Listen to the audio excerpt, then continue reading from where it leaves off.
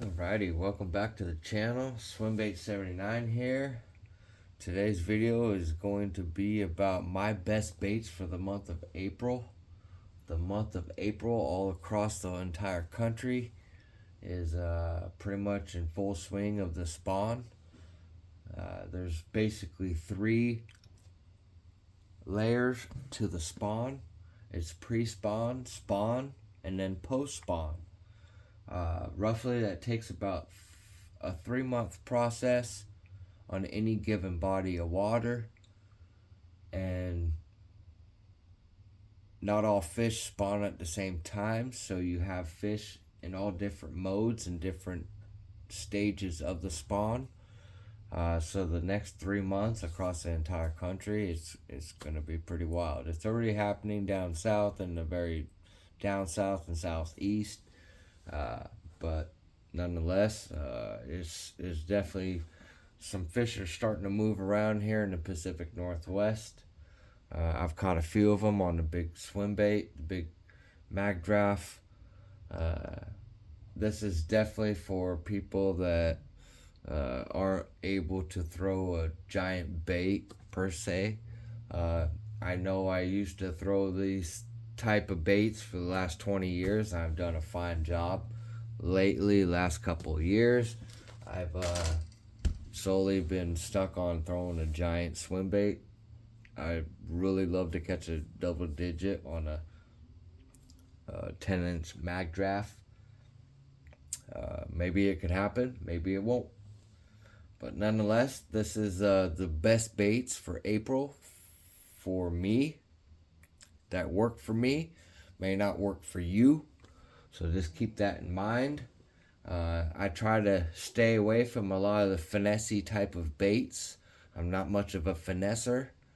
I like to power fish with big baits. So let's go ahead and kick this video off. First bait is going to be a crankbait. Now some of these baits I'll have an alternate bait depending on the sky conditions and current weather conditions.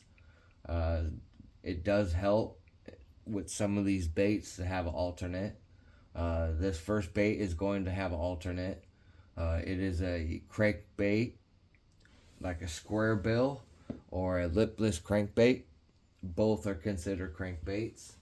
I have a couple of my favorites right here. I'll just set them down right there. Set these down. We'll go ahead and talk about the crankbait first. This is the 6th Sense Movement 80X. The color is in Gillikin, which is Ben Milliken designed a bluegill colored bait and calls it the Gillikin. This is one that is chewed up. Has about 1.5 years of testing it. And I would say that I caught some very nice 5 fish bags, well over 20 pounds with this bait. I fished on 17-pound fluorocarbon, 7-foot medium heavy rod. It does weigh 5/8 of an ounce, so it does weigh a little bit heavier than your average square bill, which normally weigh about 3/8 to ½ ounce.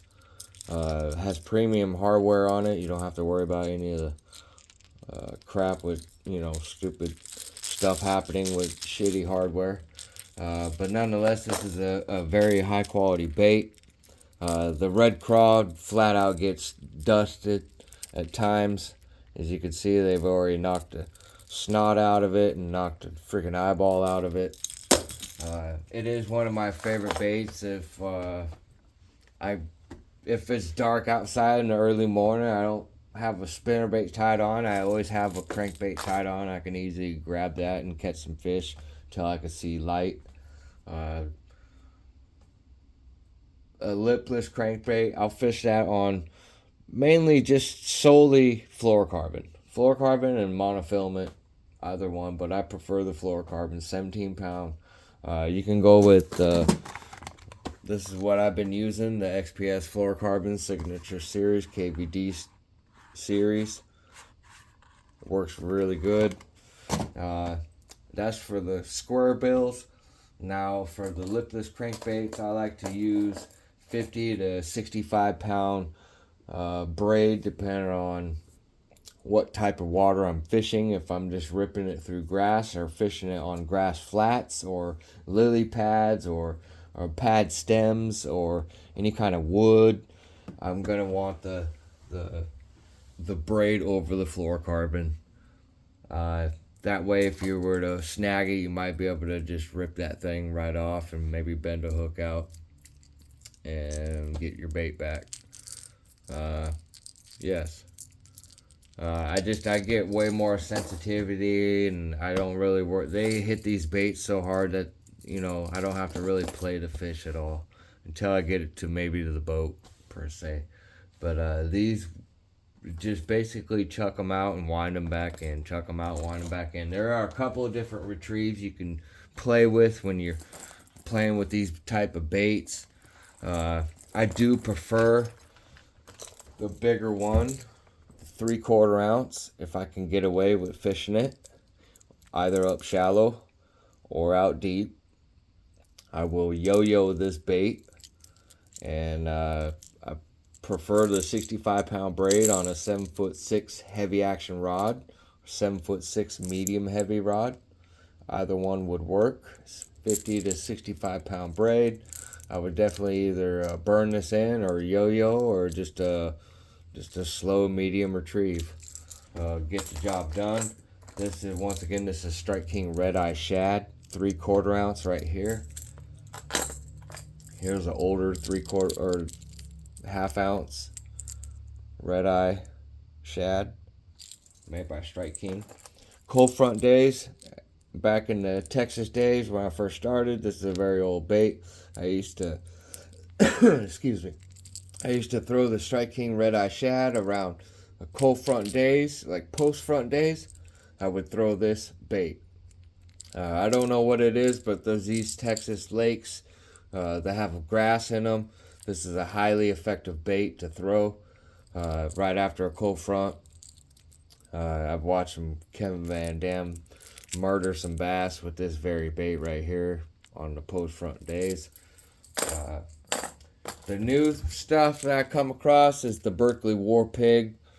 I don't like much of the Berkley swimbaits per se, especially the big ones. The Berkley coal shad, that was a big letdown to me, but that's okay. They made it up when they made the War Pig. I like this around some rock, but grass or wood still get the job done. It's half ounce. I put some sticky icky type of treble hooks on there, triple grips. They're Eagle Claw round bend. I think they're a size 4, but I like that. Has a nice rattle. This is the Strike King Red Eye Shad 2-tap. Just something different. Highly pressured or bigger lakes where they have a lot of tournaments on it, I like to fish this bait. Tends to get bit a little bit more. For all you guys that have the spinning rods and the fairy wands, sorry, that's just what I call those. You can't go wrong with throwing these smaller sized baits, especially if you have something like a little smaller setup. These are 1/4 ounce. This is a Berkley War Pig right here. This is, I think, a Lucky Craft or a Booyah something. May say it right there. Bomber. I knew it was something with a B. Too many bait companies. But that's with the lipless crankbait. That's lipless crankbait. That's going to be a 7-foot medium heavy to 7'6" medium heavy to a 7'6" heavy action rod, depending on what size of the lipless crankbait you use. The square bill, I just go with that one size square bill. It weighs 5/8 of an ounce. You can cast that thing a freaking mile. Far as that, any of the grass, flats, banks, do nothing banks, mud banks, all types of stuff. Those baits, you can really cover some water really quick and find out which areas are productive and which areas you need to stay away from. But hopefully some of that will help you guys in the future of this spring coming up. on catching some PB fish. The next bait is going to be the spinnerbait. I catch tons of fish on a spinnerbait. I've caught some PBs on spinnerbaits over the years. I've caught literally hundreds of fish on spinnerbaits. As you can see, this is like my number one color of spinnerbait. Is the chartreuse and white. This is like a silver shimmer. This is a War Eagle, and the name of this color is Pro's Choice. So just understand that is made by the pros for a reason, and it's chartreuse and white. So a lot of my baits have some kind of chartreuse and some kind of white in them. I like the double willows. Our water temps right now are pushing about 52 degrees.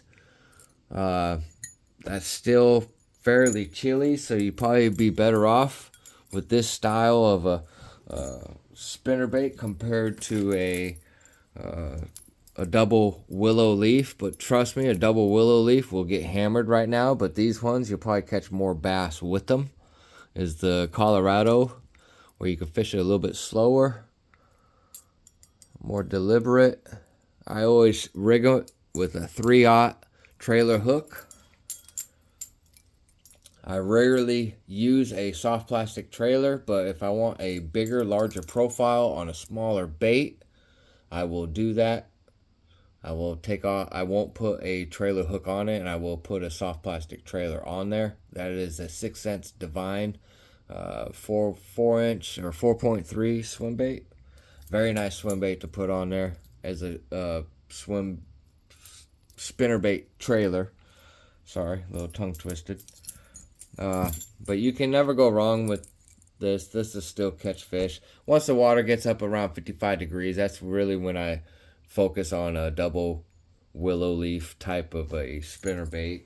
Over the years, I utilized a 1/2 ounce, but you know, over the years, I've slowly transitioned into the 3/4 ounce or bigger, or I make my own out of other spinnerbait bodies that I come across. Like that big bluegill one that I have right here. This is a 1 ounce spinnerbait that I put 3 blades on it. I have a video on how I converted that and made that out of a Strike King Bottom Dweller 1 ounce spinnerbait in the bluegill color. Almost needs a 4/0 trailer hook on there just to deal with the whole size of it, but this one flat out gets bit. I fish it on 20-pound fluorocarbon on a 7'6" medium heavy rod. Oh, there's flatline this bait. It is something special when you make something out of some stuff and all of a sudden, bam, you take it fishing and test it out and it works. Oh man, get your heart pumping quick. So that's gonna be spinnerbaits. Now the other side of the spinnerbaits, when it's cloudy, I like to throw the spinnerbaits. When it's sunny, I don't like to throw a spinnerbait. I like to throw a swim jig. That's going to be the alternate bait for the spinnerbait, is going to be the swim jig. I like the dirty jigs, 3/4 ounce swim jig. I have some right here. I'll pull one out. Pull a couple of them out.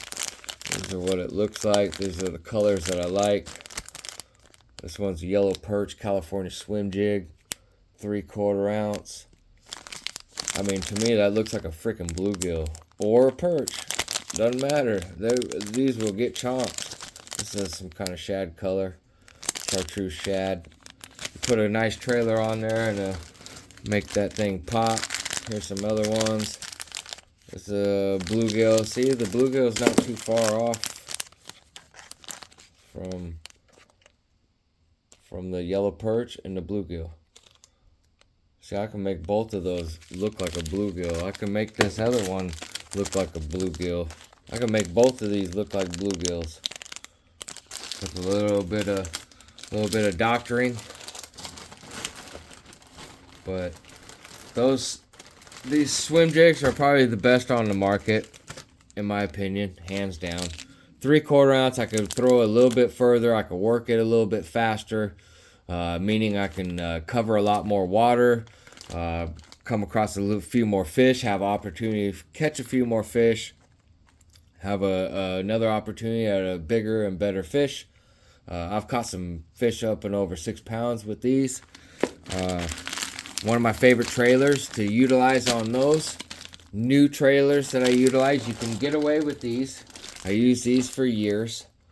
The old 4.8, either the Kitech. Kitech's a little bit pricier than this, Bass Pro Shop Speed Shad. But I go with this Gambler. This is really big in Florida. Get these in the 4.8 and thread this on that swim jig. You will not catch a fish. I have some hellacious days where I get these, and I think these were on clearance on Tackle Warehouse a few years ago. But I go with the 5-inch. Gotta be the 5-inch, the larger one. They like that bigger boot tail. Even if I cut a little 1-inch mark off of that nose, cut like a 1-inch chunk off of it to thread it on there so it's not so far back.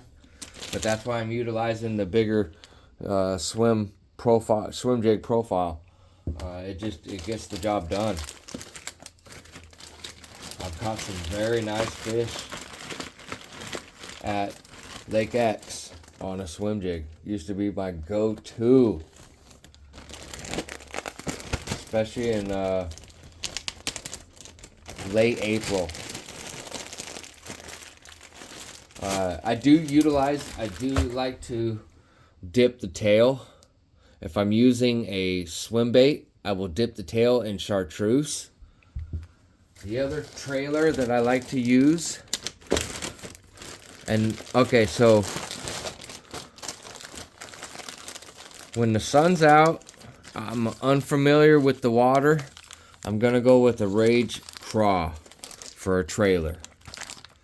Until I get a few bites and I'm comfortable with stuff, I'm gonna switch it up to the swim bait. But this, when you put the craw on the swim jig and dip the craw into orange or chartreuse and make it look, I can make this crawfish on that swim jig. I can make that whole thing look like a freaking bluegill. You can mimic a bluegill with a crawfish. But you'll get more bites, in my opinion, with the crawfish because it's a little bit smaller, compact of a profile compared to this of a profile, a little bit larger. To me, you'll get a bigger bite, but don't get me wrong, with the crawfish as the trailer, you'll get smashed. I almost forgot about the crawfish trailer on the swim jig. I hadn't put one on for a little bit, as I've been preoccupied with the big baits lately. So that was the crankbait. That was the spinner bait. Now we're going to talk about the buzz bait. This is one of my favorites, if not the favorite all-time lure. A single bladed buzzbait in the month of April is killer. You can catch some really large fish. You can definitely catch some freaking PBs with the buzzbait. I know down south, if you were to start throwing a buzzbait, because I know down south the water temps are at least 55, 60 down there already. Maybe even warmer than that. You can definitely get away with throwing a buzzbait and catch some giant fish with it. Can't go wrong. One of my favorite buzzbaits right here is the War Eagle Buzz Toad. It's what I caught my double-digit fish on at Lake X in the month of October. Normally, I start off with the single-bladed buzzbait. By the end of the month, I'm putting this on. I'm ripping this around. Or if I already have some really thick grass already kind of almost topping out at the surface, I'll go with the bigger bait, and I'll go with this, especially on a really windy day. I like this bait in high wind, and I like this bait just on normal conditions. Just something to keep in mind. The other thing with the buzz toad and the Picasso buzz saw is that this is a 3/4 ounce buzz bait. Once I put the horny toad on there, I super glue a full size horny toad on there with a trailer hook, and that bait will weigh over 1 ounce complete. So that's a magnum size buzz bait. Now with this, I'm gonna throw a full size. I'm probably gonna strip off the stock. This stock frog, I'm not too happy with. Or at least I don't like it. I don't mind it. It's still better than some frogs that they put on this stuff, but this frog still sucks ass somewhat. So I'm gonna take that frog off. I'm gonna rig it with a horny toad to make it look like this. To me, this is way better. Sometimes these will get ripped off and you'll have one on and one off. I'll just snip them both off. Sometimes I even snip them down to that length. I don't care. And I'll drop a thing of super glue on there. You want that thing whistling like that? I fish on 50-pound braid, 7-foot rod, medium heavy action. Just basic frog rod is what I would fish the buzzbait on, the single bladed buzzbait. The double buzzer, I fish on a 7'6" heavy action rod on 65-pound braid. You probably can get away with 50-pound braid, but I just don't even play around. I caught some very large fish on that double buzzer, and last thing I want to have happen is the line break. So I retie on those lures. I retie at least once or twice a day, especially if I'm catching some fish. That's the last thing I want to have happen is the line break.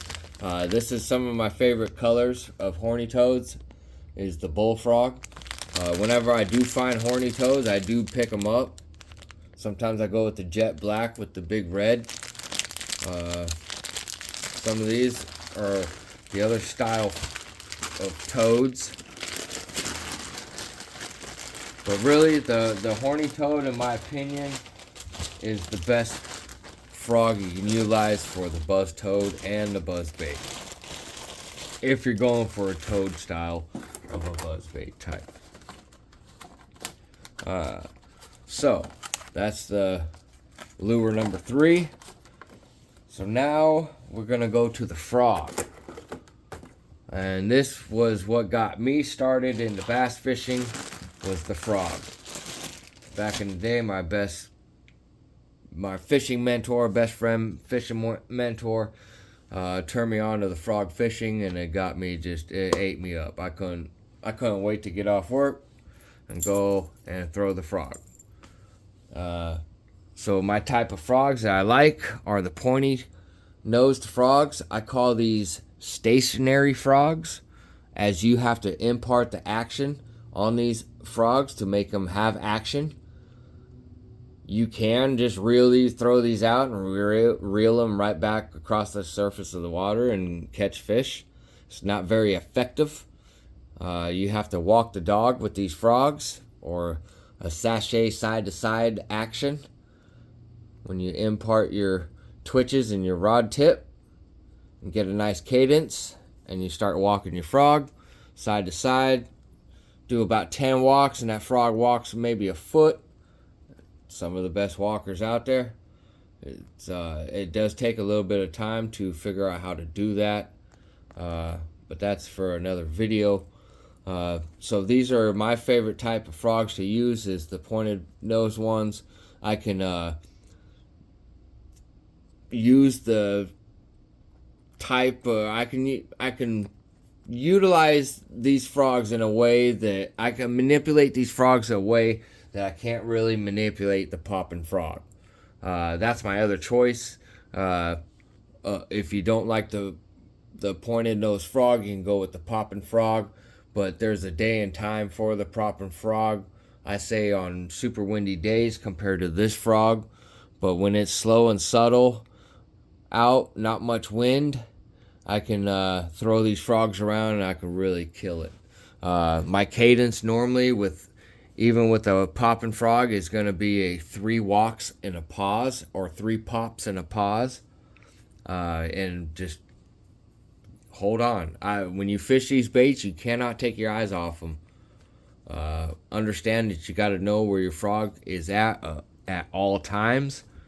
I've caught fish up to 7 pounds even on this frog at Lake Dolph and Auburn area.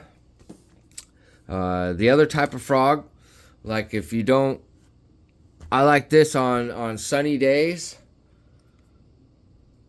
On cloudy days, I like this if I have objects. If I don't and I have a lot of water to cover, this is their next best frog to utilize, is the Teckle Sprinkler frog.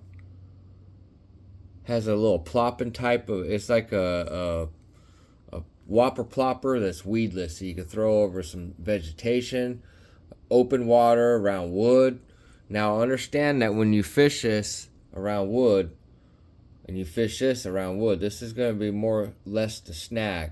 This is going to be more apt to snag. You see that big old gaps between the body and the hook? These hooks will reach out and grab that wood, and they'll screw you every time you go to fish this shit around wood compared to this one. But don't get me wrong, this one will fail you too. They say it's weedless, but it's not snagless, I guess. So when it's, you got a lot of water to cover and you want to fish a frog, I go with these plopping style frogs. Sometimes when a little bit of wind on the surface and it's too windy to actually fish this type of a frog effectively, go with these running type frogs where you can run them across the surface. This is a homemade, Teckle Sprinkler frog that I made during COVID. I have I've gotten some really big bites off of it. I lost a fish that was over 9 pounds at a lake over there in King County. I have caught some fish over 6 pounds with this. It is a funny looking lure, but it works just like a sprinkler type frog. Get some big old head nod and big old strikes off of this frog. I utilize a 7-inch boot tail for the little plopping tail on it. With these sprinkler frogs, the one thing you have to worry about is the fish will knock the snot out of your bait. Like this one has no weight on it. The weight they have knocked off. So I easily take a 1/4 ounce or 1/8 of an ounce weight, take a hammer, smash it down on a piece of concrete till it's flat. You could shape and mold that piece of lead to be about the size of a dime. I just simply super glue it in a 2-part series onto the butt of that frog, and you're ready to rock and roll. Quick, simple little fix.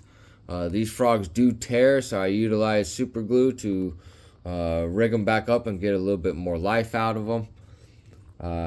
The popping frog is really good for like windier conditions. You can kind of adjust and manipulate the size of the pop you want and how much water you want this thing to throw. All these I'm going to fish on 50-pound braid to 65-pound braid, depending on what type of the frog you're going with. Type of areas is pretty much anywhere. You can't go wrong with the frog. They will bite a frog out in 20 feet of water. They'll bite a frog up in a foot of water.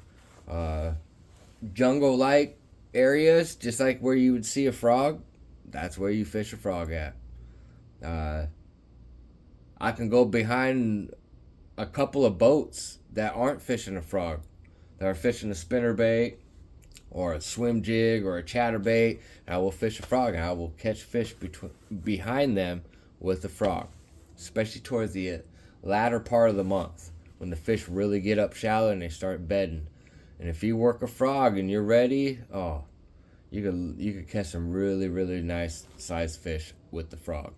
So once again, that was 50-pound, 65-pound braid, Power Pros, my go-to 7-foot to 7'6" medium heavy rod.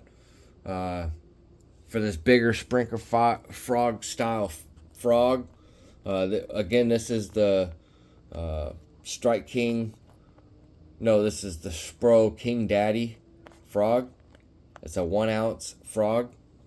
Just like this. I just cut the legs off. Put a 3-way swivel with some other gear on it with a little piece of a boot tail, and bam, you got a oversized magnum sized sprinkler frog. I fish out on a 65-pound braid on a 7'6" medium or heavy action rod. It gets the job done. You can't go wrong.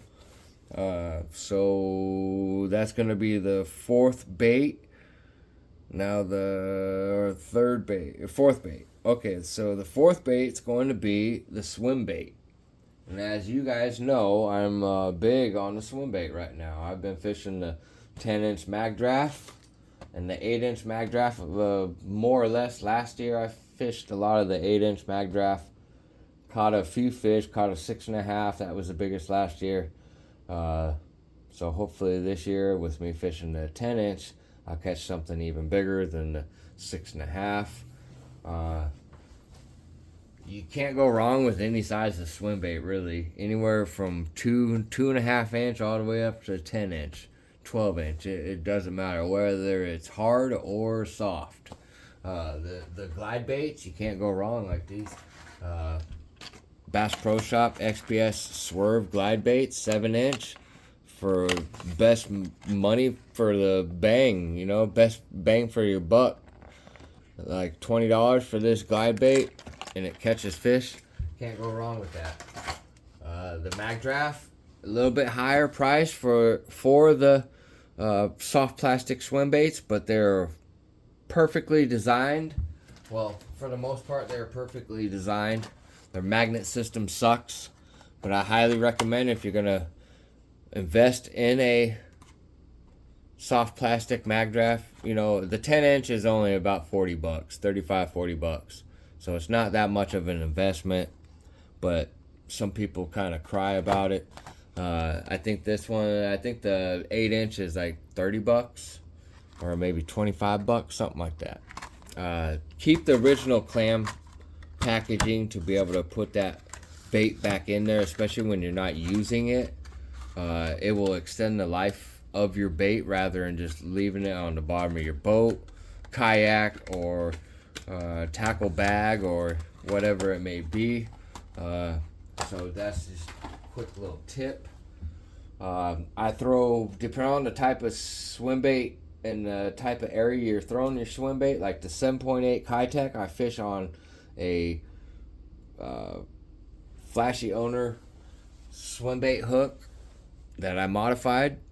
It's a 10-aught, but I fished out on 7'6" heavy action rod with 65-pound braid. And I fished out around thick cover like grass, pads, stuff that I can't really throw the mag draft because of the treble hook. So that's a weedless, snagless type of a lure. I utilize the Nessie 9-inch, the Berkeley Nessie swim bait right here, and the Hickory Shad. I utilize this bait like a giant jerk bait. It will flat out catch some fish. I'm still kind of playing with it. I did lose a 5-6 pounder on it here a couple weeks ago at Lake X. For the money, this is way better option than that stupid ass coal shad that everybody was trying to tell me and sell me on. Except for a few of the hardcore guys that told me that, yeah, the bait's trash. Well, I figured that because, I'd never seen any other big baiters talking about the Berkeley coal shad. None. But that's another story. So you can't go wrong with the mag draft system, whether the 6-inch, 8-inch, 10-inch, or the 5-inch. I guess they have out now. They have the freestyle, which doesn't have the treble hook, but whatever it may be, I highly recommend investing and picking up one of these. My favorite colors are IU. The rainbow trout one's pretty dang good too. That'll flat out get stomped on by a big old fat green girl. I can't remember the name of this color, but it's probably some kind of clear IU chartreuse shad or something. But you can't go wrong with those. highly recommend investing in something like that. So that's swim baits. You guys already know how I am with swim baits. If you're looking for swim bait jig heads, highly recommend checking out the Storm 360 GT. They have a long head on them. These are recommended fitting for a 5.5-inch swim bait, so you can easily fit like the 5.8 Kitech on there, or the Strike King Rage Shad, I think it is, Rage Swimmer. But anyway, that's just that. I don't really use the open hook stuff. I would use the mag draft if I was to use one. So that's going to be swim baits. Next is the final thing, and it is a flipping type of a rig. Whether it's downsized to, eighth of an ounce weight with a 1/0, 2/0 straight shank flipping hook, or you go up to a 5/16 tungsten weight, or you go up to a 3/8 tungsten weight, or you go up to what I utilize, even in the summer, is a 1-ounce weight. This is all tungsten. I like to utilize a bobber stop when I'm doing this. I utilize the Snell knot.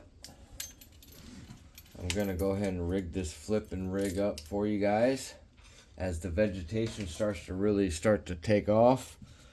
I know down south you guys already got it taken off. You guys are about a month ahead of us. But here I'm going to show you guys how to rig up a flipping rig. This is a heavy flipping rig that I'm going to rig up. This is what it looks like with the hook, weight, bobber stop, and the bait.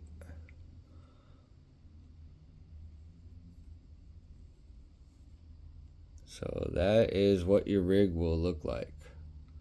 And you will punch this around. You'll pitch and flip this however you want to do it. You could drag it. You could do all types of stuff. Has a fast fall rate when you utilize this 1-ounce and it's pegged. You can easily catch a fish, and it's close quarter combat at that point because this bait's coming in hot. It's like a bunker buster. It's gonna bust that bunker. It's gonna come flying in there, and that fish is either gonna eat it or it's not gonna eat it. It's either eat it or it's gonna scram away. And 90% of the time, you're gonna feel that thump as soon as that bait hits the water. As soon as this bait hits the water, it's less than a foot a second. I mean, that thing's coming in there hot. I utilize it on 7'6" heavy action rod.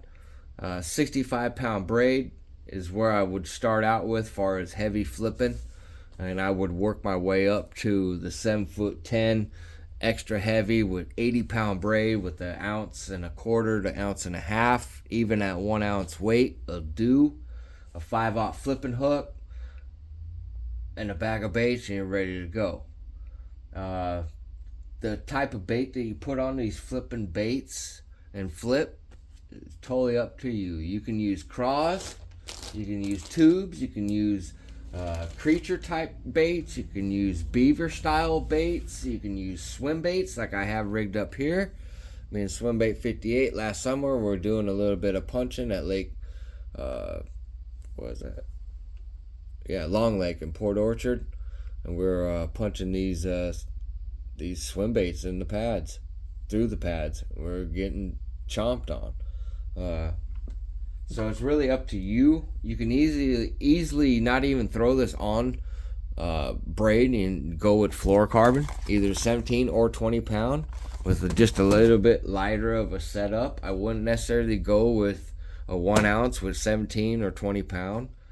If I was to go with fluorocarbon, I would go with either 5/16 or 1/2 ounce or 3/8 with the tungsten weights. One of those three sizes, either 5/16, 3/8, or the 1/2 ounce. I would utilize the 3/0 and the 4/0 flipping hook for the fluorocarbon. I would not use the 5/0 unless I was utilizing the braid. with the bigger rod. You can get away with a 4/0 hook with a half ounce rig on a 7-foot medium heavy rod with 50-pound braid. You could totally get away with something like that. So it's just something that you can totally play with and manipulate it the way you need it to work for you, if that makes any sense. All right, so we're gonna rig this up right now. One of the biggest problems I've come across lately is the flipping hooks. The flipping hook situation out in the market is not the greatest. A lot of them like to bend out, especially with braid. I don't fish with my drag loose. When I fish with braid, I'm flipping. I've tightened that drag all the way down. This is what I'm talking about. I don't want this thing. This has got way too much movement. See? That'll bend out. If I put that on 65-pound braid, by the end of the day, that thing will be bent out. But just for instructional purposes, I'm going to utilize this hook. One other key thing to look for when you're buying flipping hooks is to get the closed welded eye, the closed eye. You do not want that open eye. Your braid will slip out of there when you use the snell knot. But, so that's that. So first things first that you're going to utilize is the bobber stop. These are medium-sized bobber stops, which you can easily purchase at any tackle stores. I purchased these off of Amazon. You get like 500 of them for $10 or something. But this is how we're going to go ahead and do it. Go ahead and wet your line. Stick that through there.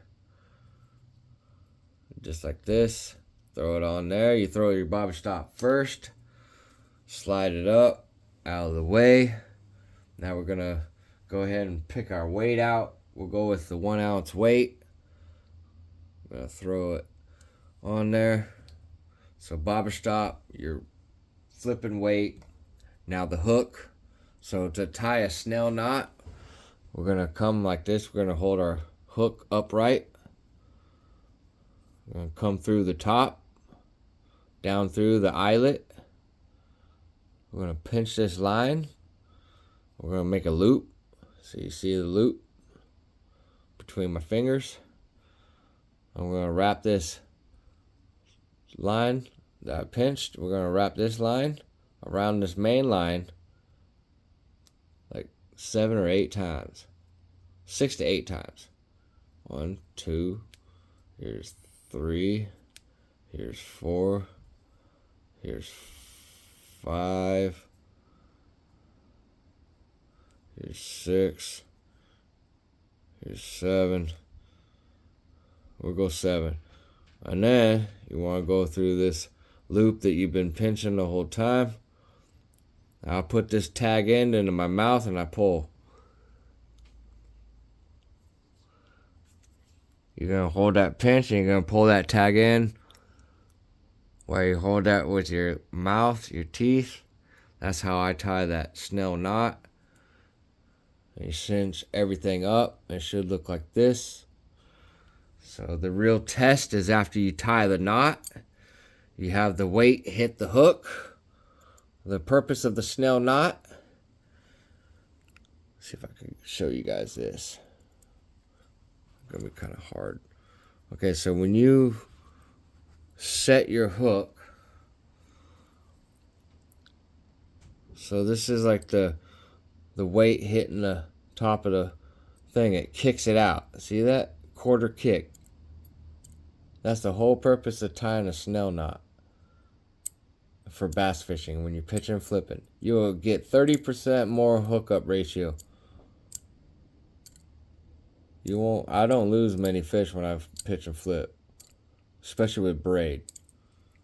The thick stuff and some of the biggest fish in the lake will be hiding around some of that shit. It's insane. Chef Alex that fishes with me all the time, I got that man hooked on that flipping. He loves the flip. So this is my flipping bag right here. That's my tackological tackle bag right here, just a freaking gallon size Ziploc bag. I put all my baits in there. Some of these baits I like, some of them baits I don't. Definitely need to invest in some better baits for the flipping. I will give you a couple of key things to look for when buying your flipping baits. So we're gonna go with one of my favorite flipping baits out there is the Berkley Pit Boss, the Berkley Havoc Pit Boss. They make it in 3, 4, and 5 inch, I think. This is for like clear water type stuff right here. Well, that's kind of a shitty looking bait. So let's go get this. Okay, see, it has all these tentacles. I've caught some really nice fish. They make these in black and blue as well, which I highly recommend getting. For early in the year, I don't know why, but a black and blue bait will get wrecked. See this little 1/4 inch or 1/2 inch from the top of the bait? That's where I'm going to poke through. I'm going to come out right there, right below that, right through the center of it, just like so. Push out all the way up, past the barb. 1/4 turn. I should have snipped that tag end of that line, but it's all good. Just aesthetics.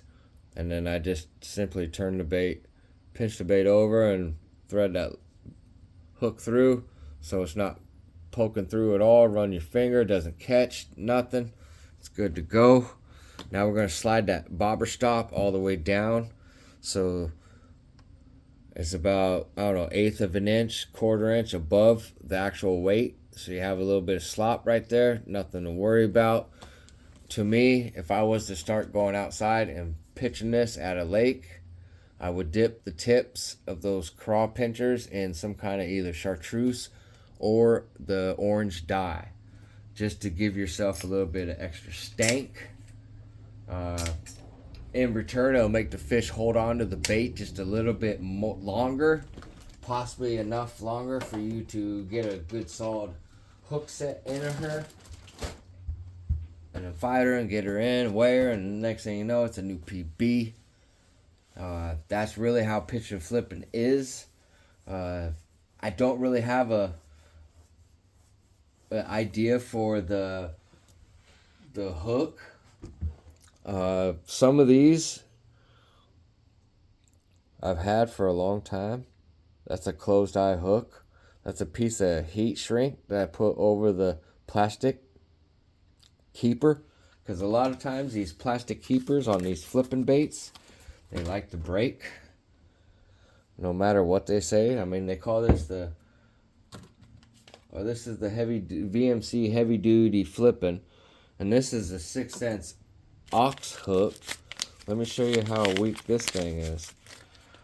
I love 6 cents baits, but you can't call something an ox. That's not really an ox. I don't know. If I would, maybe I would just fish this ox style of a hook on fluorocarbon or something, you know. Maybe that would be wiser to use, you know. But if I was to put that on braid, it would bend out. So I would utilize this, the lighter gauge metal, for the fluorocarbon setups. You can't go wrong with just using braid. But I use a piece of heat shrink from time to time and put over this plastic keeper, and I will heat shrink it on there just to keep it on there firm just a little bit more than what it would. I try to stay away from these flipping hooks that have the freaking fishing line as the keeper. You see it right there between my two fingers? It's garbage. The hook's really nice. Does not bend out. But it is what it is. At least somebody will probably one day get a better hook. I know Owner used to have a really good hook. I don't know if they still do. Maybe they do, maybe they don't. But Anyway, I hope everything works out for everyone.